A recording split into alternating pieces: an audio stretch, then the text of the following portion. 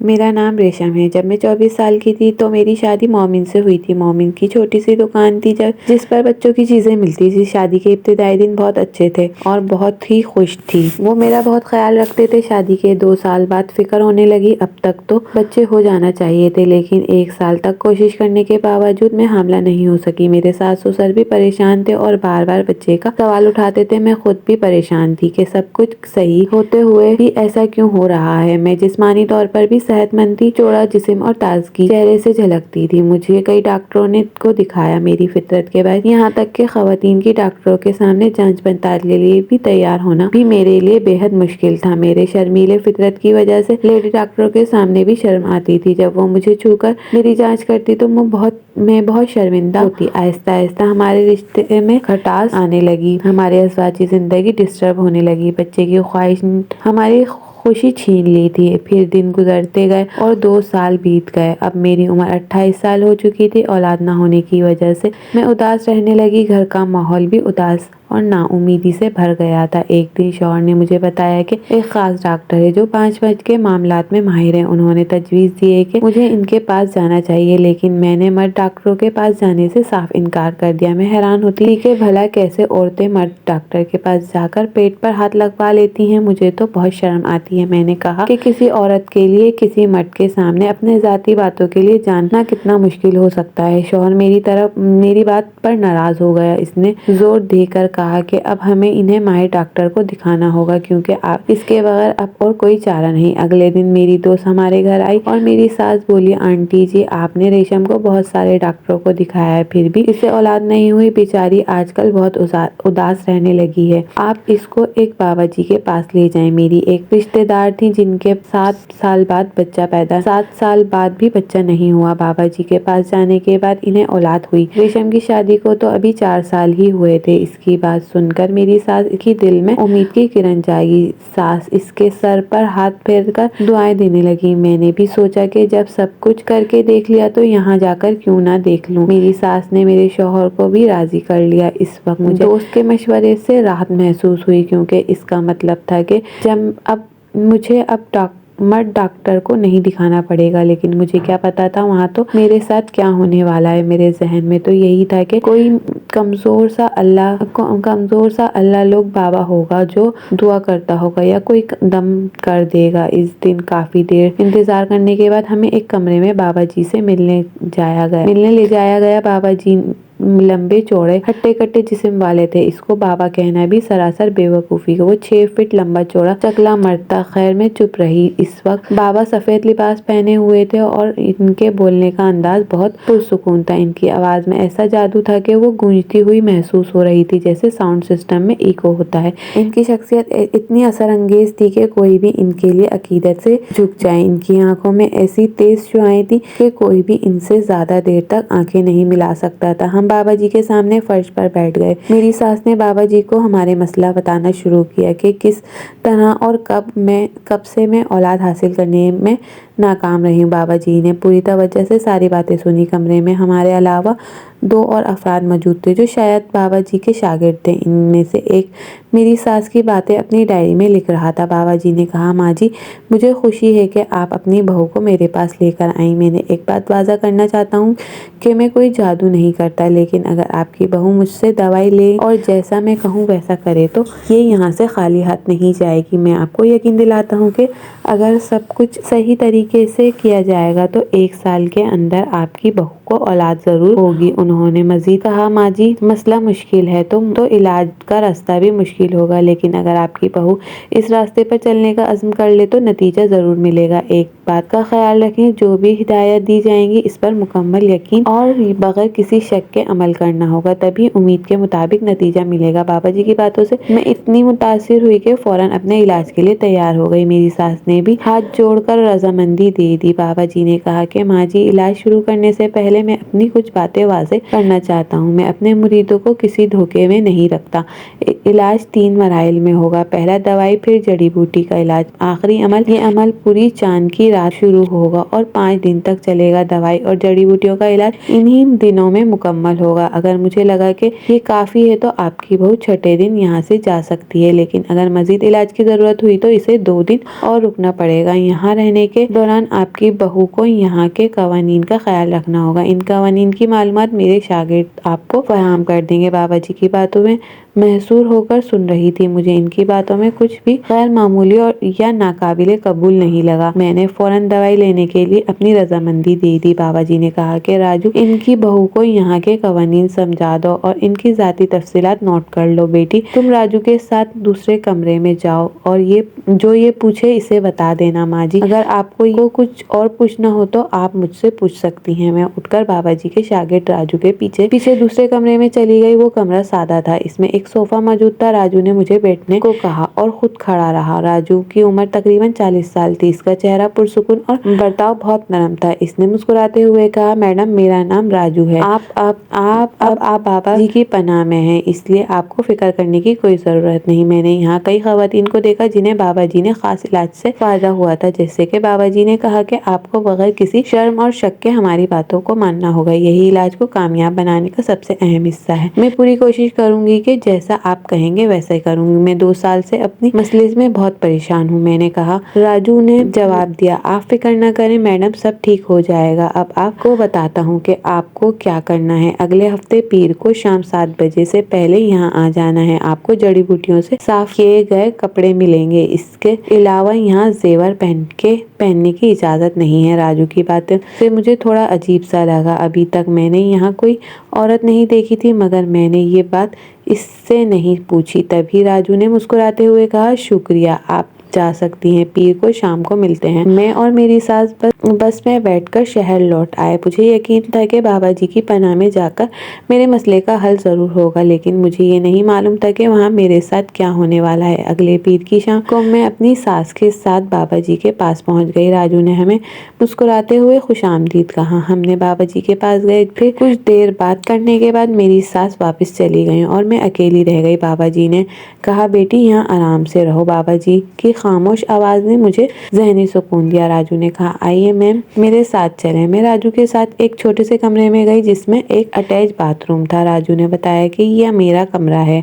Bathroom में एक बड़ा आईना था जिसमें पूरे जिस्म का अक्स देखा जा सकता था। मुझे थोड़ा अजीब लगा कि बाथरूम में इतने बड़े आईने की ज़रूरत क्यों थी, लेकिन फिर सोचा कि शायद ध्यान के लिए है।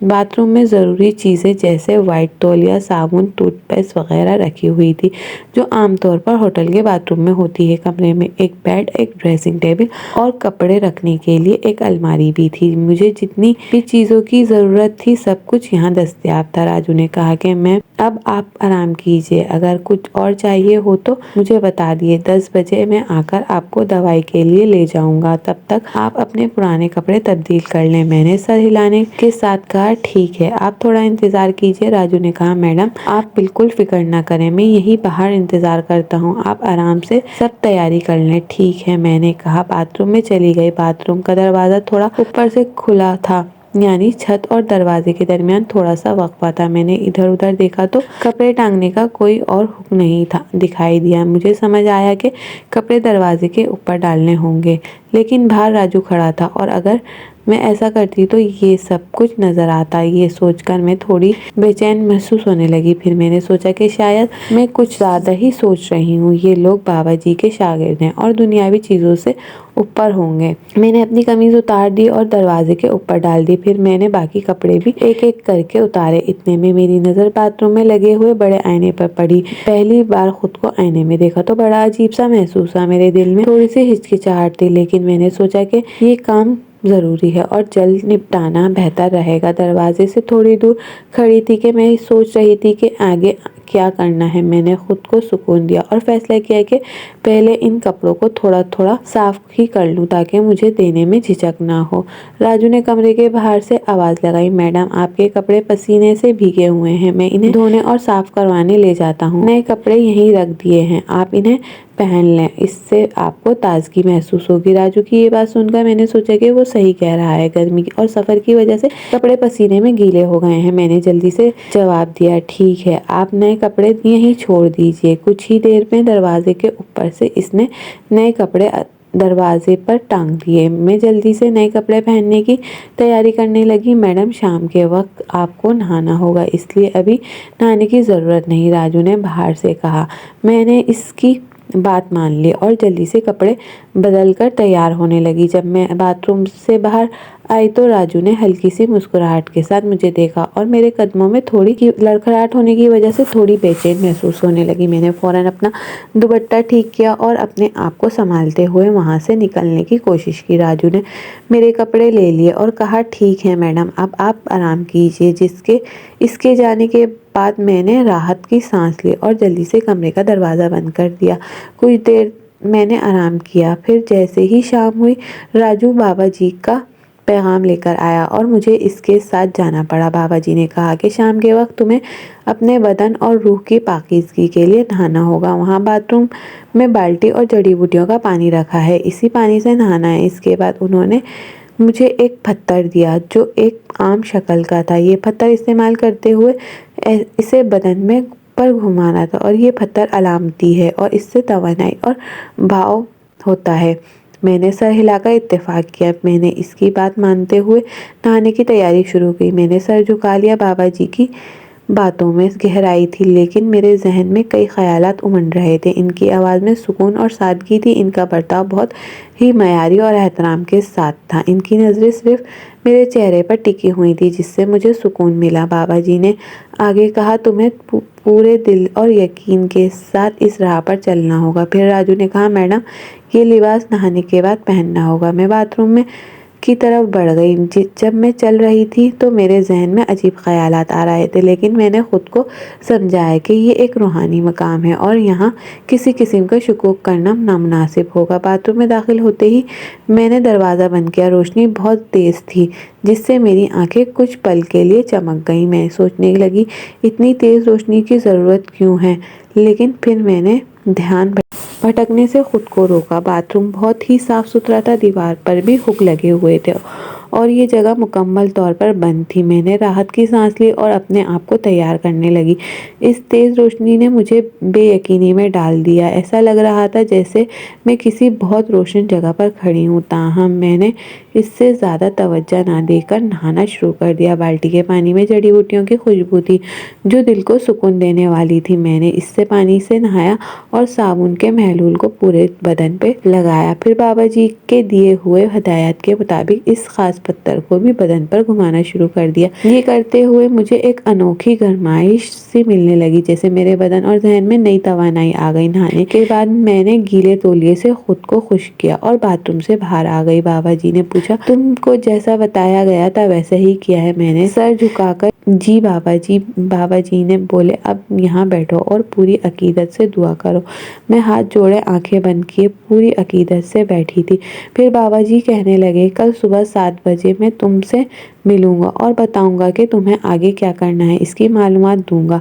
अब तुम अपने कमरे में जा सकती हो। मैंने बाबा जी के कमरे में से बाहर आ गई और अपने कमरे की तरफ बढ़ गई। राजू भी मेरे साथ था। राजू ने कहा, मैडम, मैं कल सुबह 6:30 बजे आपको मिलने आऊँगा और आपके लिए ज़रूरी कपड़े भी लेकर आऊँगा। थोड़ी देर में आपके लिए खाना आएगा। ये कहकर राजू चला गया। मैं कमरे में अकेली थी और खुद को काफ़ी हल्का और ताज़ा महसूस कर रही थी। शायद जड़ी बूटी वाले पानी से नहाने का असर था। बाबा जी की इस अमल ने मेरे दिल को एक अनोखा सुकून दिया था।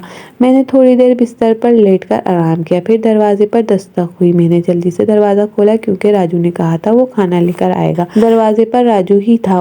वो मेरे लिए खाना लेकर आया था। जैसे मेरे खाने के बाद फ़ौरन सो गई। अगले दिन राजू मेरे पास आया और मुझसे कहने लगा, मैडम, आप कैसी हैं?